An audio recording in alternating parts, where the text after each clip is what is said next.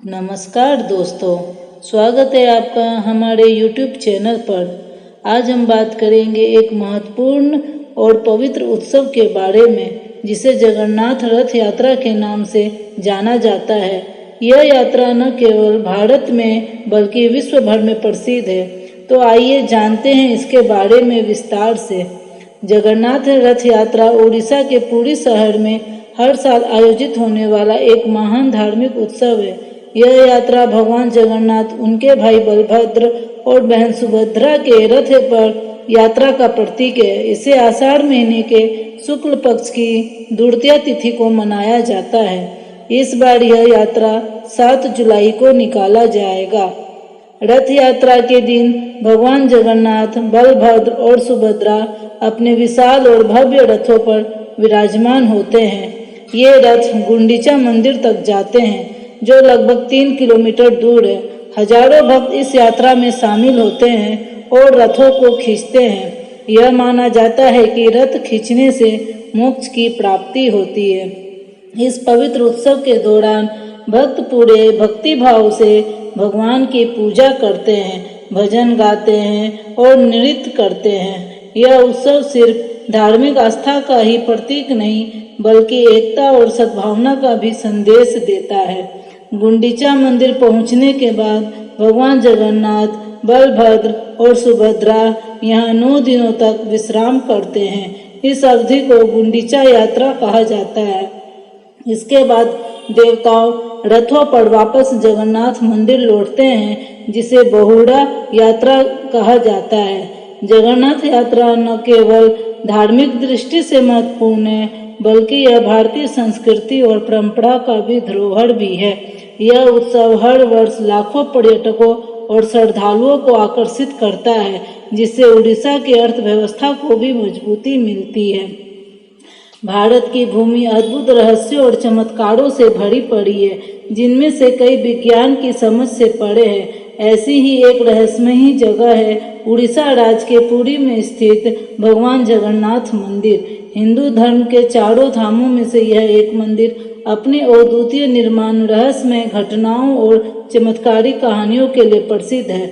इस मंदिर की कहानियां और चमत्कारों को जानकर किसी के भी होश उड़ सकते हैं। इस वीडियो श्रृंखला में हम आपको जगन्नाथपुरी के मंदिर के ऐसे ही रहस्यों और चमत्कारों के बारे में बताएंगे, जिनके आगे विज्ञान, ज्योग्राफी, फिजिक्स और केमिस्ट्री के सारे नियम फेल हो जाते हैं।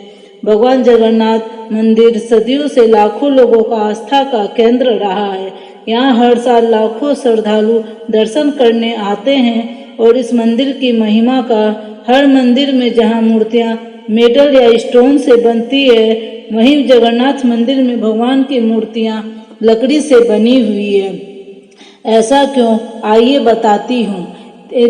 सन 3102 बीसी में जाड़ा नाम के एक शिकारी ने शिकार करते हुए एक गलती से तीर श्री कृष्ण के पैर पर चला दिया, जिससे श्री कृष्ण की मृत्यु हो गई और जाड़ा ने श्री कृष्ण का देह संस्कार किया पूरे रीति रिवाजों के साथ। पर जब उनकी चिता शांत हुई तो जाड़ा ने देखा कि एक चमकने वाली मेटल की चीज अभी तक नहीं जली थी। जाड़ा को यह समझ में नहीं आया था कि यह है क्या, तो उसने उसे उठाया और उसे बेचने निकल गया, पर उसको खरीदना तो दूर किसी ने हाथ भी नहीं लगाया। फिर आखिरकार जाड़ा ने हार थक कर उस मेटल की चीज को एक लकड़ी पर रखा और उसे पानी में बहा दिया। गुप्त साम्राज्य के समय अवंती के राजा इंद्रद्युम्न, जो विष्णु जी के बहुत बड़े भक्त थे, उन्होंने एक दिन सपने में आकर विष्णु जी के नदी में डुबकी लगाने को कहा था और यह कहा कि एक लकड़ी के तने में तुम्हें मैं उस नदी में मिलूंगा। इस सपने को देखकर अगले ही दिन राजा डुबकी लगाने चले गए। डुबकी लगाते वक्त राजा को नदी में थोड़ी ही दूर पर एक लकड़ी का तना भी दिखा। फिर देर किए बिना राजा तने तक पहुंचे और उस तने को महल में ले आए। फिर राजा ने कुछ बहुत नामी काश्तकारों को बुलाया, पर उनमें से कोई भी उस लकड़ी की मूर्ति नहीं बना पाया। कई दिन बीत जाने के बाद एक काश्तकार महल में आया और उसने राजा से कहा, यह मूर्ति मैं बनाऊंगा, पर मेरी एक शर्त है। राजा ने काश्तकार से उसकी शर्त पूछी। क्योंकि राजा किसी भी शर्त को मानने के लिए तैयार थे, तो काश्तकार ने कहा कि यह मूर्ति बनाने के लिए मुझे पूरे 21 दिन का समय चाहिए, और मैं चाहता हूँ कि 21 दिन से पहले ना तो कोई मुझसे बात करे, ना मिले, ना ही मेरे किसी भी काम में विलंब डाले। राजा को खुशी खुशी ये शर्त मंजूर कर ली। मूर्ति बनवाने का काम शुरू हुआ। रोज मूर्ति बनाने की आवाज भी आती, पर यह धीरे धीरे आवाज बंद हो गई। अवंती की रानी को लगा कि शायद भूख प्यास से काश्तकार मर चुका है, लेकिन उन्होंने जहाँ मूर्ति का काम चल रहा था उस कमरे के दरवाजे को खुलवाने की इजाजत की, और राजा को उसकी बात माननी पड़ी। जैसे ही दरवाजा खुला तो उन्होंने देखा कि वहाँ कोई काश्तकार था ही नहीं, सिर्फ और सिर्फ 3 मूर्तियां थी, भगवान जगन्नाथ, उनके भाई बलभद्र, और उसी जगन्नाथ जी की मूर्ति में वह मेटल वाली चीज भी रखी गई थी, और जो भी कुछ और कुछ ही नहीं, श्री कृष्ण का धड़कता हुआ दिल था। अनुभव करते हैं। तो आइए इस अद्भुत यात्रा की शुरुआत करते हैं और जानते हैं कि आखिर क्यों इस मंदिर के रहस्य आज तक सुलझ नहीं पाए। यह कोई नॉर्मल ह्यूमन हार्ट नहीं है, यह एशियंट एडवांस टेक्नोलॉजी का क्लियर सबूत है। यह हार्ट एनर्जी ट्रांसमिट करता है। यही नहीं, यह हर 12 साल में एक बार भगवान की नई मूर्ति स्थापित की जाती है और भगवान के दिल को उस मूर्ति में शिफ्ट किया जाता है। यह इसलिए किया जाता है क्योंकि जो energy transmitting device, if we talk scientifically, उस मूर्ति में होता है, इसलिए उसे बदलने की जरूरत होती है। पर इसे बदलने का प्रोसेस भी इसी तरह का बहुत इंटरेस्टिंग है। यह 12 साल में एक दिन ऐसा होता है जिस दिन मंदिर में किसी की एंट्री नहीं मिलती और पूरे शहर की बिजली काट दी जाती है। मंदिर के मेन पंडित की आंखों पर पट्टी और हाथ में बड़े बड़े मोटे ग्लव्स पहनाए जाते हैं, और 100% अंधेरे में इस दिल को निकालकर नई मूर्ति में फिर से स्थापित किया जाता है। जिन पंडितों ने इतिहास में यह सेरेमनी करी है, उनका कहना है कि उन्होंने देखा तो कभी नहीं, पर इस चीज को, जिसे हम ब्रह्म पदार्थ भी बोलते हैं, और उसे हाथों में पकड़ने से ऐसा लगता है कि जैसे जिंदा खरगोश पकड़ लिया हो। और माना भी यह भी जाता है कि अगर किसी ने ब्रह्म पदार्थ को देख लिया तो उसकी मौत उसी समय निश्चित है। इसलिए बिना आंखों पर पट्टी लगाए किसी को भी यह सेरेमनी करने की परमिशन नहीं है। इस मंदिर के ऊपर एक झंडा है जो साइंटिफिक लॉ के बिल्कुल विपरीत चलता है। जैसे कि हमें पता है कि जिस डायरेक्शन में हवा चलती है, पतंग भी उसी डायरेक्शन में उड़ती है, और झंडा भी उसी डायरेक्शन में उड़ना चाहिए। पर जगन्नाथ मंदिर में इस झंडे की बात बिल्कुल अलग है। यह हमेशा हवा के अपोजिट डायरेक्शन में उड़ता है। क्यों और आज कैसे, आज तक कोई नहीं समझ पाया। इस झंडे के साथ एक और खास बात यह है कि इसे रोज बदलना पड़ता है। इसलिए मंदिर के पांडु 214 फीट ऊपर लगे इस झंडे को रोज चढ़कर बदलते हैं, क्योंकि कहा जाता है अगर किसी दिन यह झंडा नहीं बदला गया तो मंदिर 18 साल के लिए बंद हो जाएगा। मंदिर में आए भक्तों के बीच रोज प्रसाद बांटा जाता है, उनके लिए वह प्रसाद बनाया जाता है, और जगन्नाथ मंदिर में होने वाली हर चीज में कहीं न कहीं भगवान की कोई न कोई लीला छुपी है। मंदिर में रोज 500 लोगों के लिए प्रसाद बनता है, और कभी कभी भक्तों की संख्या हजारों में चली जाती है। पर जगन्नाथ मंदिर में भक्तों की प्रसाद कभी कम नहीं होती। दिन भर मंदिर में प्रसाद बांटा जाता है, पर कहते हैं कि आज तक इस मंदिर में एक भी दाना प्रसाद ना कम पड़ा है, ना ही व्यर्थ गया है। पर ऐसा एस्टिमेशन इंसानों के लिए करना तो बहुत ही मुश्किल है, और बात यहीं खत्म नहीं होती। प्रसाद बांटने की मिस्ट्री तो यही है कि उससे बड़ी मिस्ट्री है प्रसाद बनाने की लकड़ी की आग की। उसका आग, लकड़ी के आग पर 7 मिट्टी के बर्तनों को एक के ऊपर एक रख के प्रसाद बनाया जाता है। साइंस ऑफ लॉजिस्ट कहते हैं कि सबसे पहले सबसे नीचे वाले बर्तन का प्रसाद पकना चाहिए, पर पुरी के जगन्नाथ मंदिर में साइंस ऑफ लॉजिस्ट नहीं, इन 7 बर्तनों में सबसे पहले ऊपर रखे जाने वाले बर्तन का प्रसाद पकता है, फिर उससे नीचे वाले बर्तन का, और ऐसे ही सबसे नीचे रखे बर्तन का प्रसाद सबसे आखिरी में पक कर तैयार हो जाता है। बनाया होगा, पर क्या आपको पता है 214 फीट के इस मंदिर की डोम की परछाई आज तक कभी बनी ही नहीं। जगन्नाथपुरी के टेम्पल के डोम्स की शेडो बनती ही नहीं है। सुदर्शन चक्र, यह नाम तो आपने सुना होगा। सुदर्शन चक्र भगवान विष्णु का अस्त्र, और यह अधर्म का विनाश करता है। जगन्नाथ मंदिर के टॉप पर एक सुदर्शन चक्र है और उसे आप जिस डायरेक्शन में देखोगे उसी फेसिंग आपकी तरफ होगी। भगवान जगन्नाथ, जिनके नाम का मतलब ही जगत के नाथ है, इस मंदिर में लाखों श्रद्धालु अपनी आस्था और प्यार भगवान के लिए लेकर आते हैं। पर इस मंदिर में सिर्फ हिंदुओं को दर्शन करने की अनुमति है कि और किसी भी धर्म के इंसान इस दर्शन से बाहर ही करवाए जाते हैं और दर्शन करवा कर भेज दिया जाता है। जैसे कि हमारी ex prime minister Indira Gandhi भी, वह भी जगन्नाथपुरी गई थी दर्शन करने पर, क्योंकि वह फारसी और हिंदू नहीं और उन्हें उनका सरनेम फिरोज गांधी से मिला, इसलिए इंदिरा गांधी को भी दर्शन करने की अनुमति नहीं दी गई। सिर्फ यही नहीं, 2005 में थाईलैंड के प्रिंसेस महाचक्र सिंधु को भी जगन्नाथपुरी टेम्पल में एंट्री नहीं दी गई, क्योंकि यह फॉरेन्स अलाउड नहीं है। उनके लिए अरेंजमेंट्स की गई थी और दर्शन बाहर से ही करवाए। 12वीं सदी से बने हुए इस मंदिर को स्विट्जरलैंड की एक महिला ने 1,78,00,000 रफ का चढ़ावा भी चढ़ाया, पर यह मंदिर में चढ़ाया गया अभी तक इसका सबसे बड़ा चढ़ावा है। पर फिर भी क्योंकि वह हिंदू नहीं है, दर्शन उन्हें भी बाहर से ही करने पड़े। हमारे ही धर्म की इतनी सारी बातें हैं कि जिसके बारे में हमें कुछ पता ही नहीं। हम आंखें बंद करके किसी भी कल्चर को, किसी भी ट्रेंड को फॉलो करते जा रहे हैं। हम भूल गए हैं कि हम एक ऐसे धर्म से जुड़े हैं जिससे ने दुनिया में संस्कृति, सभ्यता, परंपरा और संस्कार को हमेशा जिंदा रखा। यह सनातन धर्म है और हमें अब अपने धर्म को बचाना है। हर साल पुरी में जगन्नाथ जी की रथ यात्रा भी निकलती है। यह 9 दिन का त्योहार होता है जिसमें भगवान श्री जगन्नाथ, देवी सुभद्रा और भगवान बाल भारती है। माना जाता है कि यह यात्रा इसलिए निकलती है क्योंकि भगवान इस 9 दिनों में प्रजा के बीच आकर प्रजा के सुख दुख को देखते हैं और इस यात्रा में लाखों करोड़ों भक्त की भीड़ हर साल इस यात्रा का हिस्सा बनती है। जगन्नाथपुरी मंदिर की मिस्ट्री यहाँ ही खत्म नहीं होती, और भी बहुत सारी कहानियां हैं जो हम नहीं जानते। जैसे कि हर साल भगवान 15 दिन के लिए बीमार पड़ते हैं, भक्तों के लिए मंदिर में दर्शन बंद कर दिए जाते हैं, पर बहुत कम लोग जानते हैं कि ऐसा क्यों होता है। जय जगन्नाथ देश के चारों धर्मों में से एक है। जगन्नाथपुरी जगन्नाथ मंदिर का परिसर काफी बड़ा है। उसमें कई ऐसी जगह है जिसके दर्शन के बिना आपकी यात्रा अधूरी है। जानकारी के अभाव में कई तीर्थयात्री सिर्फ भगवान जगन्नाथ जी के दर्शन वापस कर लौट जाते हैं, क्योंकि मंदिर परिसर में कैमरा ले जाने की अनुमति नहीं है, इसलिए वहां के वीडियो अब उपलब्ध नहीं है।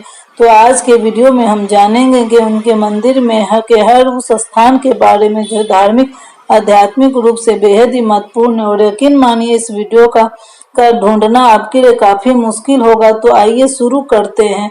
जगन्नाथपुरी के अंदर प्रवेश करने के लिए 4 दरवाजे बने। इसमें जिस दरवाजे में श्रद्धालु प्रवेश करते हैं वह है पूर्वी दरवाजा, जिसे सिंह द्वार भी कहा जाता है। सिंदूर में अंदर प्रवेश करने से पहले आपको बाहर दिखाई देगा अरुण स्तंभ। अरुण को भगवान सूर्य का वाहन माना गया। पहले यह स्तंभ कोणार्क के सूर्य मंदिर में था, जिसके बाद इसे यहाँ स्थापित कर दिया गया।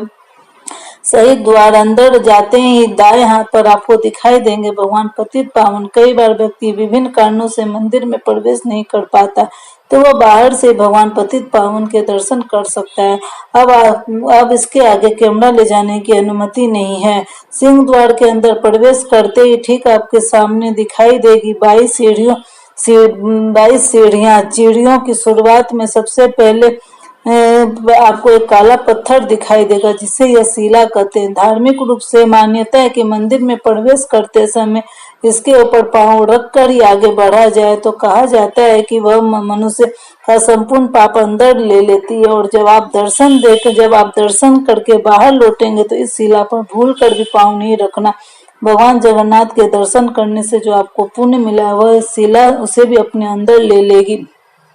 इसे आध्यात्मिक रूप से समझने की जरूरत है। इसका मतलब यह है कि जब आप मंदिर में प्रवेश करें तो अपने अंदर का अहंकार, बुराइयां, सभी नकारात्मक चीज है वहीं छोड़ दे और वापस लौटते समय सिर्फ ले जाए सकारात्मक ऊर्जा। मंदिर में प्रवेश करते समय यह भावना आप में महसूस करनी चाहिए।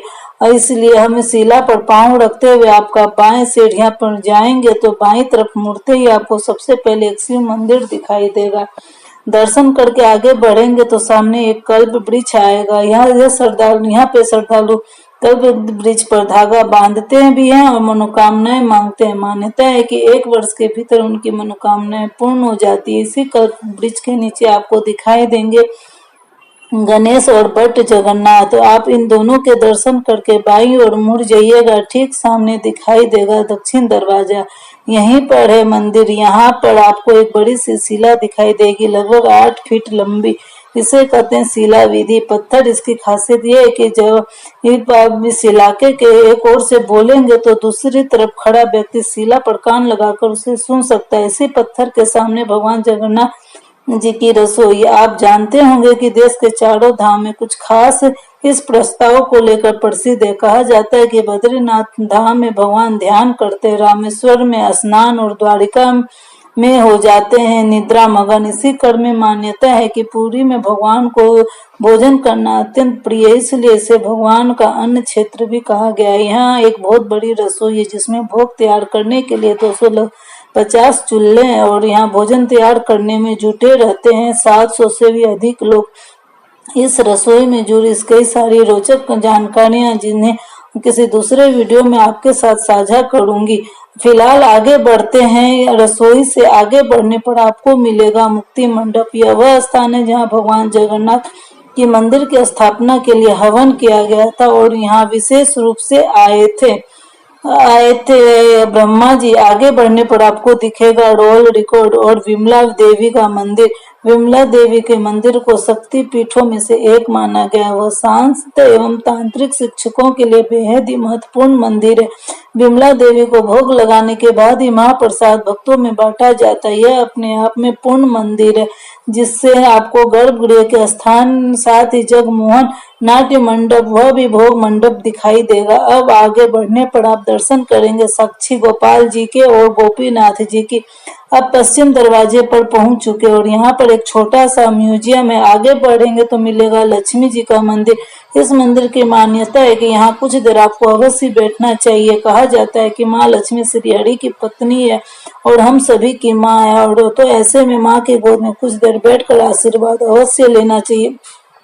थोड़ा सा आगे बढ़ने पर आपको एक स्थान मिलेगा जहां से आप मंदिर का शेष का ध्वज और सुदर्शन चक्र आसानी से देख सकते हैं। नजदीक पर ही है उत्तरी दरवाजा। आगे बढ़ने पर आपको मिलेगा कुली बैकुंठ और आनंद बाजार। आनंद बाजार से आप भगवान जगन्नाथ का महाप्रसाद ले सकते हैं। आनंद बाजार से आगे बढ़ने पर आप मुख्य मंदिर में प्रवेश करेंगे जहाँ ठीक सामने आपको दिखाई देंगे भगवान जगन्नाथ, साथ में होंगे सुभद्रा एवं बलदेव। यहाँ पर आप सुदर्शन चक्र को देखना मत भूलिएगा। मंदिर परिसर पर 3 कुएं है और गंगा, जमुना और सरस्वती। एक जल से आप भगवान जगन्नाथ को स्नान कराया जाता है और दूसरे से तैयार होता है। भगवान का भोग तीसरा कुआं विशेष रूप से स्नान पूर्णिमा के दिन ही खुलता है और उस दिन इसी जल से होते हैं भगवान के स्नान।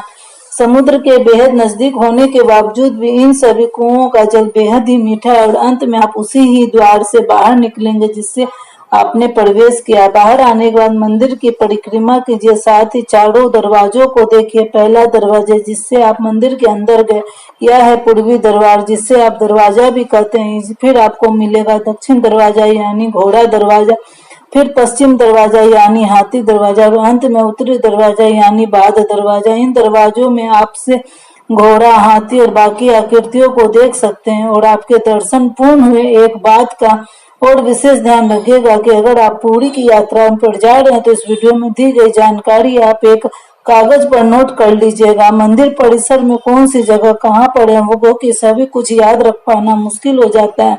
मंदिर परिसर में